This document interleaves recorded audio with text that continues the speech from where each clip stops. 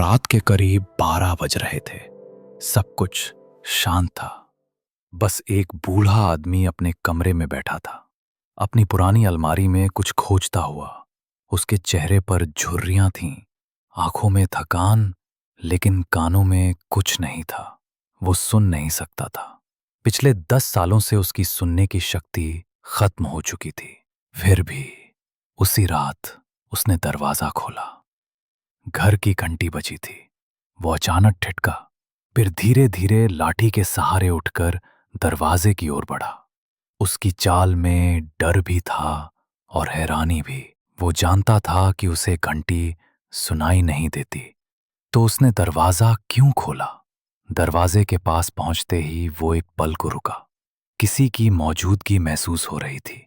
सांसें तेज चल रही थीं। दिल धक धक कर रहा था। फिर उसने कुंडी घुमाई और दरवाजा खोला। बाहर कोई नहीं था। सामने खाली गलियारा, धीमी लाइट और एक हल्की सी ठंडी हवा का झोंका। उसने इधर उधर देखा, कोई नहीं। उसने खुद से कहा, शायद भ्रम हुआ होगा। लेकिन उसी पल उसने कुछ सुना। एक बहुत हल्की सी आवाज, जैसे कोई पुरानी खिलौने वाली कार जमीन पर चल रही हो। वो पलटा, पीछे देखा, कुछ नहीं। वो वापस अंदर गया, लेकिन इस बार उसकी चाल और भी धीमी थी। उसके माथे पर पसीना था। वो सोचने लगा, क्या मैं पागल हो रहा हूं? कुर्सी पर बैठते ही उसकी नजर दीवार पर लगी तस्वीर पर पड़ी। उसमें एक छोटा बच्चा था, उसके साथ उसका पोता, जो अब विदेश में बस चुका था। सालों से बात नहीं हुई थी। उसने एक पुरानी डायरी उठाई, जिसमें वो रोज कुछ न कुछ लिखता था।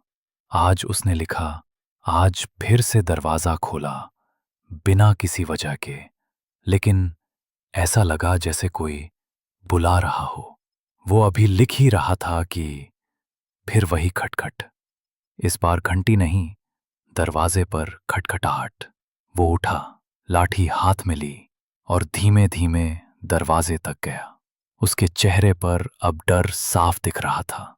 जैसे ही उसने दरवाजा खोला, इस बार कोई खड़ा था।